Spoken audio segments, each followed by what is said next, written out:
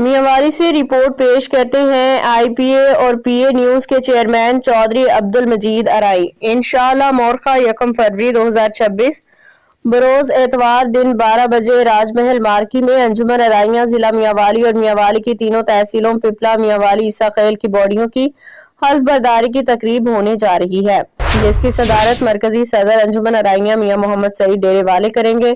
ان کے ساتھ مہمان خصوصی میں شامل ہوں گے مرکزی جنرل سیکرٹری حبیب الہی صاحب، ایڈوکیٹ جناب حبیب کنول صاحب، چیف آرگنائزر صدر سینٹرل پنجاب